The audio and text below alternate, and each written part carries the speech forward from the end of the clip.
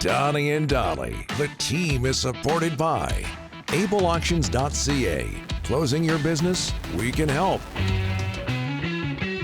Friday, and all of today's guests are brought to you by, that includes Thomas Drance standing by, the Bayside Oceanfront Resort. Looking for a midweek escape close to home? BC residents save 15% on weekday stays at the Bayside Oceanfront Resort in Parksville. Relax by the ocean, enjoy great dining, and unwind with island hospitality. We talk about the great golf courses around there as well. Book now at Bayside Resort, Parksville.com. Evander Kane was supposed to join us on the show next Tuesday. He is canceled after watching our first segment. I kid. We forgot. We talked about local guys. Evander Kane. Ryan Nugent-Hopkins, Stature, Pod Colson. Good connections to Vancouver. Again with the Pod Colson. He was a Canuck. He's in the Cup Finals. But do you call him local if he didn't grow up here? Okay. Stature, Kane, and Ryan Nugent-Hopkins. So. Good local kids in the Stanley Cup Final. Joining us now from The Athletic. He's a local kid. Thomas Drance. Thomas, thanks for doing this. How are you? I'm doing great with a welcome like that. My goodness, Rick. Yeah. I love you. You know that. Well, I'm welcoming you. Love, hate, love, hate. Love, hate, love, hate. Hey, Thomas, when you watch these growling at me. When you watch these NHL let it go. When you watch these NHL playoffs, as we get ready for the Oilers and Panthers, what sticks out in terms of what the Canucks need to acquire? Yeah, so much, to be totally honest with you, unfortunately. I think we're looking at, a team that needs size, a team that needs a lot of speed. And I think both of those traits leap off the page. That Oilers team, the way that the Oilers are a fascinating sort of example here because there's two things that they're doing that are just absolutely crushing teams. First of all, they're lethal off the rush. They are scoring a ton of goals off the rush, something the Canucks have really struggled to do across the last 2 years. And additionally, when there's loose change in the crease, you better catch every perimeter shot as a goaltender that the Oilers shoot your way because, whether it's Perry, whether it's Draisaitl, Hyman before the injury, McDavid's winning battles. We saw Jeff Skinner score on this type of play to make it 3-0 last night. But they are first to pucks. They are getting bodies in on pucks and just digging pucks out. And then, in addition to having that size, they have the skill level to actually do stuff with it. Interesting backdoor passes, really good movement, high-low.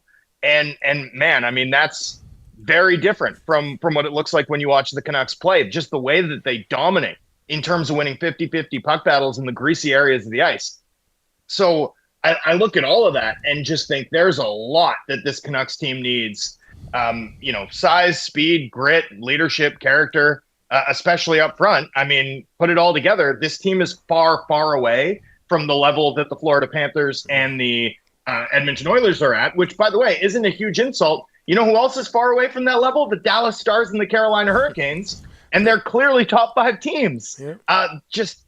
There's a lot of distance to travel to get into that sort of tier of contenders, and then even once you're there, there's a lot of distance to travel before you're at the level of these historic teams like Edmonton and Florida.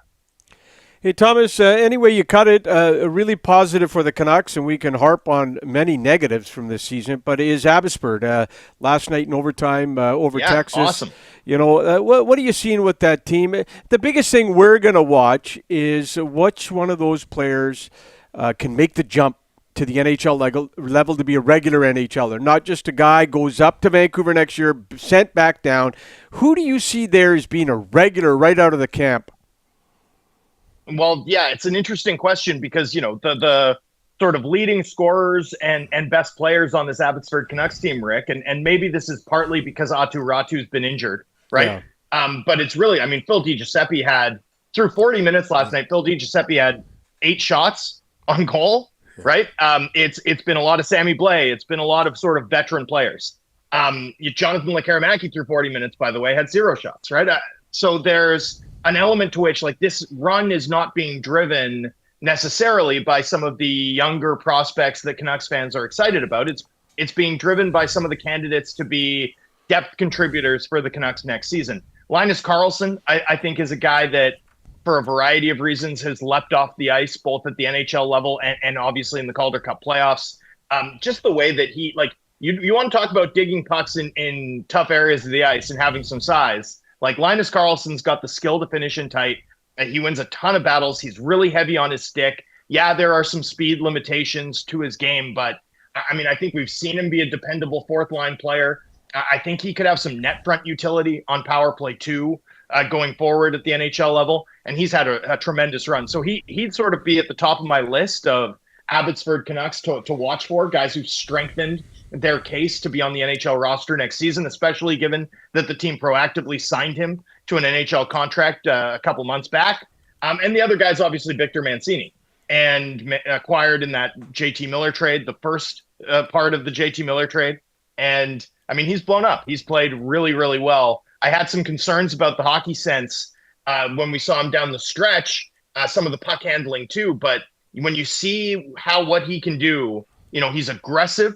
He's willing to join the rush, as you're seeing there. Yeah. He's got a big frame. He's a right-handed shooter. And from what I understand, just an absolute rink rat in terms of the work ethic. So, you know, I think he's put a lot of things on tape in the Calder Cup playoffs that I'm sure will strengthen his hand at training camp for the Canucks next fall. Absolutely. Hearing a lot of good things about Mancini. Hey, what about Demko? A lot of talk about he's on trade boards. They're going to have to get to his agent, I think, Thomas, soon to find out, hey, what do you want on a new deal? Because if he wants 7 times 7, it's not happening, Thomas. Yeah, the way to think about this, Rick, from my understanding, and this is somewhat dated information 3-4 weeks ago, but I was talking to some principals involved in high-level hockey operations decision-making with the Canucks. The sort of main concept to keep in mind here is the idea of shared risk, right? And like, I think the Canucks would love to keep Demko and are open to doing an extension, but I think that extension needs to account for the significant risk of, you know, extending him coming off of frankly, a nightmare campaign in which he had 3 separate extended injury-related absences over the course of the season, including one, which was that unprecedented knee tear, which he suffered in the playoffs last year, like 12 months ago.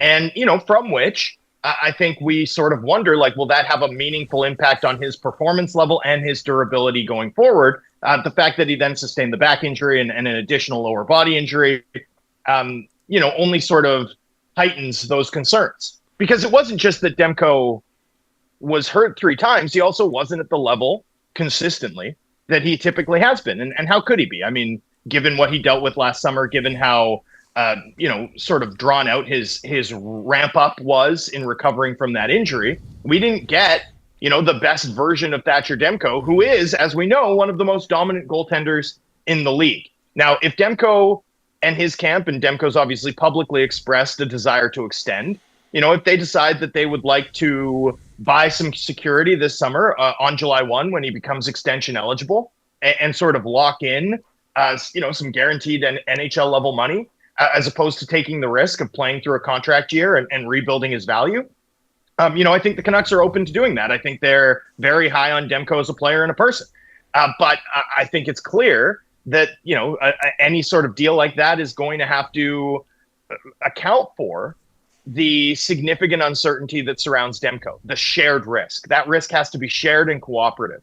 And that's sort of, I think, how the Canucks are viewing it and sort of what will shape this negotiation. I'm really fascinated too, Rick, just to come back to Abbotsford. I mean, what's Artur Shilov's save percentage at now?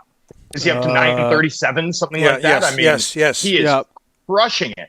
And you've got Lankinen signed for 5 years. And you know, there's only 2 spots on the NHL roster, and Shilov's is going to require waivers this year. And after this sort of run in the Calder Cup playoffs, not to mention what he did in the Stanley Cup playoffs the year prior, not to mention what he did in the World Championships the year prior, I mean, you'd have to think that there's going to be teams looking at him and thinking, hey, look, we can help him figure out how to battle through traffic and stop some of those long-range shots at a good enough level that he can be our big game goal. And so, you know, part of the logic, like if you're doing a Demko extension, you're probably making a decision too on Artur Shilov's.